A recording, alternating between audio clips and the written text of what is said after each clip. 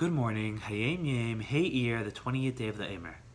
So today's Hayom Yom entry is one of the most radical, amazing, crazy Hayom Yoms in the entire book. So I really hope to do it justice. Today's Hayom Yom is taken from a letter of the Frieidker Rebbe, where he's describing a story that took place between him and his father, the Rebbe Rashab.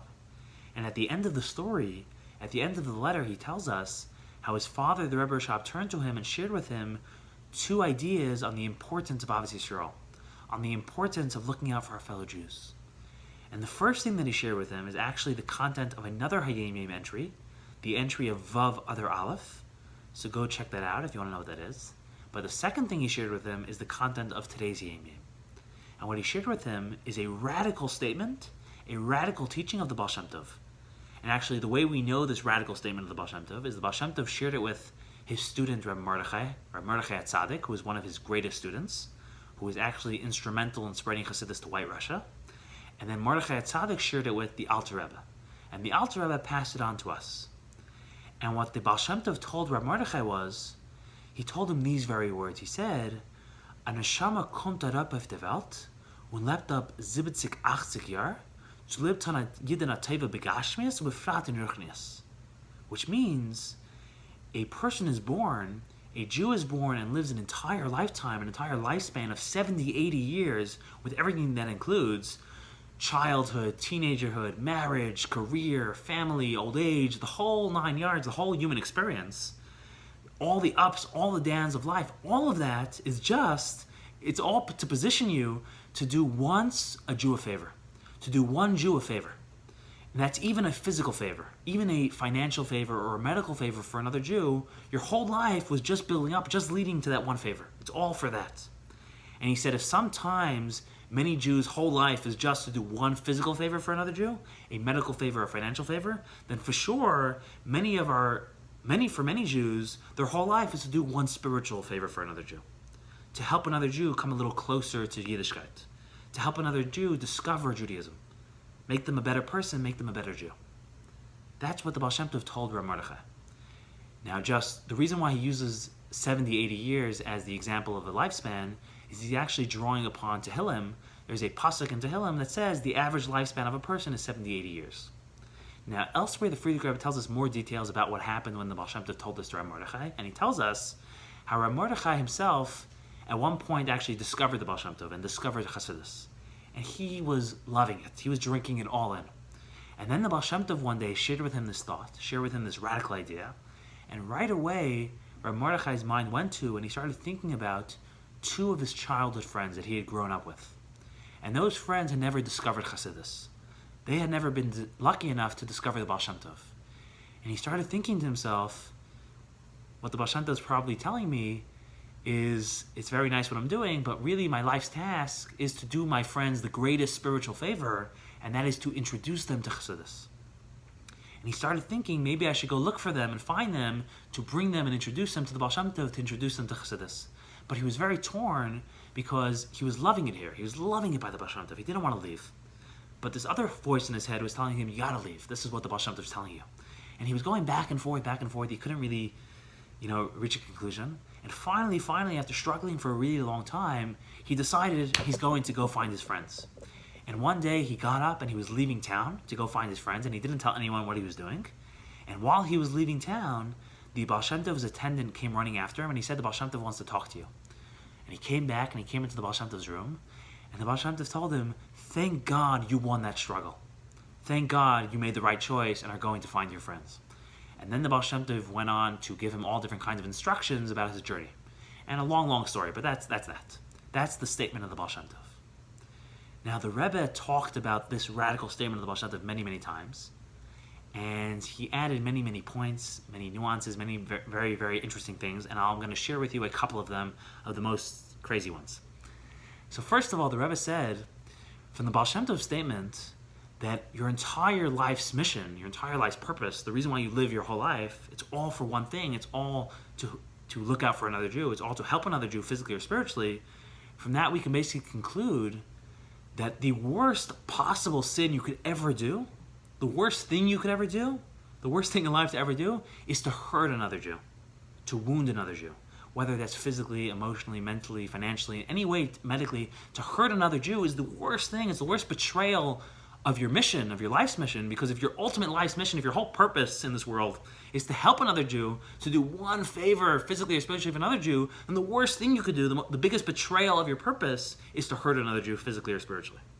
So if you're not doing your life's purpose, if you're not helping other Jews, at least don't destroy the purpose, at least don't hurt other Jews. So that's one very interesting thing. Then the Rebbe took basically two approaches to this statement of the Baal Shem Tov. On some occasions, the Rebbe took this teaching of the Baal Shem Tov literally. He took the Baal Shem Tov at his word. That basically your entire life's purpose, everything you've been doing in your life, that means even all the Jewish things you've been doing in your life, all the tefillin you've ever put on, all the tzedakah you ever gave, all the Torah you ever learned, whatever mitzvahs or Torah you've ever done, is all building up to and leading to one interaction. One interaction with another Jew. One opportunity to help another Jew.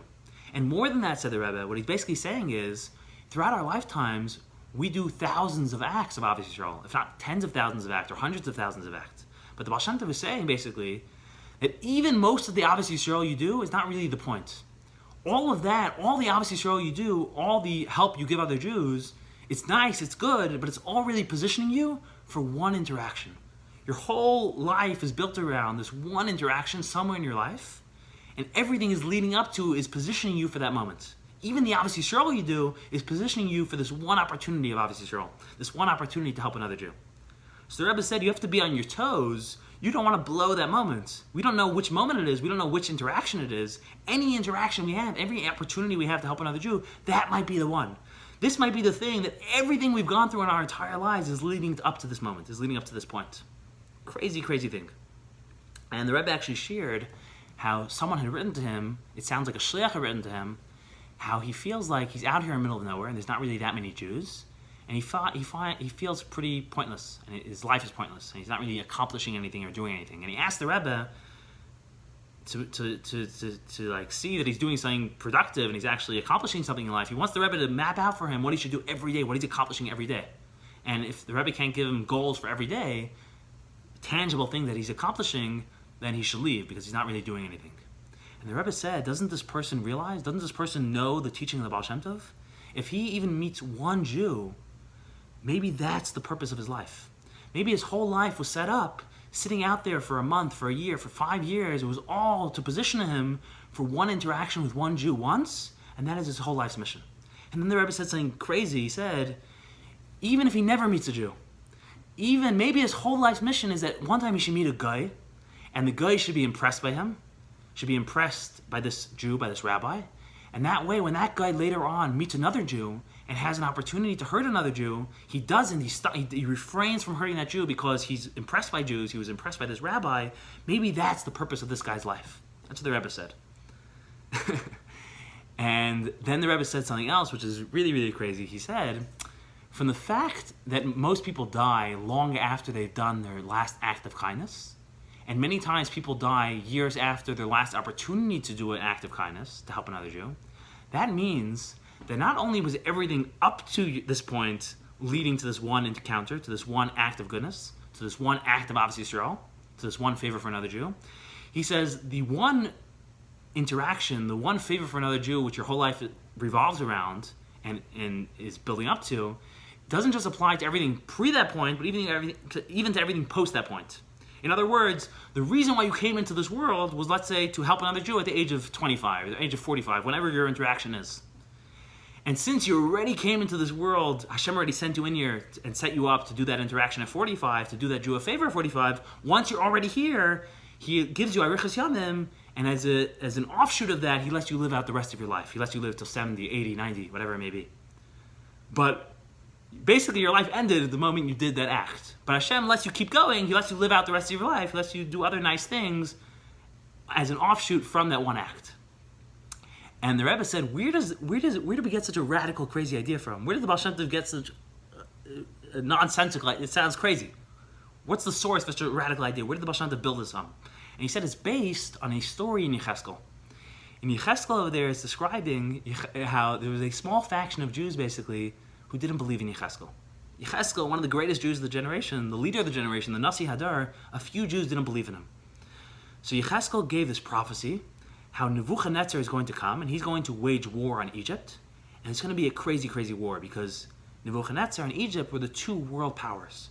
And they were going to have a long, long war, and he described and he prophesied how Egypt was going to be destroyed. Nebuchadnezzar was going to destroy Egypt. And at the end of the prophecy it says, and the reason this is all going to happen is so that when it does happen, everyone will see that Yechezkel is a true prophet. Everyone will see that Yechezkel is a prophet of Hashem. And those few Jews who didn't believe in Yechezkel will now believe in Yechezkel. That's what it says. And the Rebbe said, if you stop and think about that, that is retarded. That's crazy. That's basically saying that two of the world's greatest empires will go to war, will wage a war for years that will affect and include tens of thousands of people, hundreds of thousands of people. Hundreds of thousands of people will lose their lives, will lose their livelihood. Their lives will be overturned. The world will be turned upside down so that these couple of Jews could be drawn closer to Judaism. These couple of Jews will now believe in the Nasi Hadar, will now believe in Yechezkel. So he said, based on that idea, the Baal Shem Tov built, your entire life can all be for one act, for one interaction, to do one Jew a favor once. And you don't know what that is, so you always have to value every opportunity you have. So that's the one approach the Rebbe took to this statement of the Baal Shem Tov. He took it very literally. The second approach the Rebbe took, which is less radical but still very, very radical, is the Rebbe said, of course it doesn't mean literally that nothing you do in life basically matters. It's all for one act, and everything else is cute and nice, but it doesn't really matter. In other words, that would basically mean all the mitzvahs you do, all the Torah you do, even all the Ahavas Yisroel you do is nice, it's good, but it's not really the purpose of your life. He said, of course, that's not what it means. It can't mean that. Because our purpose is to do Torah mitzvahs. What it means is that even if there was nothing else to do in life, even if for whatever reason you couldn't do tefillin, and you couldn't do any acts of Ahavas Yisroel, the only mitzvah you were ever able to do was one mitzvah. So a person would think, Hashem would have never sent me into this world. He would have never gave me this whole crazy thing called life, this whole experience called life, to get to this one mitzvah. Because when we come into this world, when we're born, when we go through a lifetime, we're going to be able to do like 10,000 mitzvahs, 100,000 mitzvahs, 1,000,000 mitzvahs. So Hashem says it's worth it, and it's worth the whole hassle, and He sends us into this world. So that way we could do 100,000 mitzvahs over a lifetime. The Baal Shem Tov says, don't think that way. You have to look at every unique mitzvah and realize, and not every mitzvah of Ahavas Yisroel, every time you have an opportunity to help another Jew, you have to realize that this opportunity is so powerful, so great, this favor you're doing for this person is so great, that it would have justified your whole life. It would have been worth the whole hassle, the whole life, the whole 70, 80 years, just for this one opportunity, just for this moment. It happens to be you've been blessed with 100,000 of these opportunities, with 100,000 of these moments. But each one of those 100,000 moments, each one of those would have justified the whole lifetime. It would have been worth it. Hashem would have went through the whole hassle of everything that has to go, all the calculations and everything that goes into a whole human lifetime. Hashem would have done that just for one act of Ahavas Yisroel. And every act of Ahavas Yisroel, every time you have an opportunity to help another Jew, b'gashmius or b'ruchnius, you have to take it and realize how precious it is. Your whole life is worth it for this one thing. Have a wonderful, wonderful day.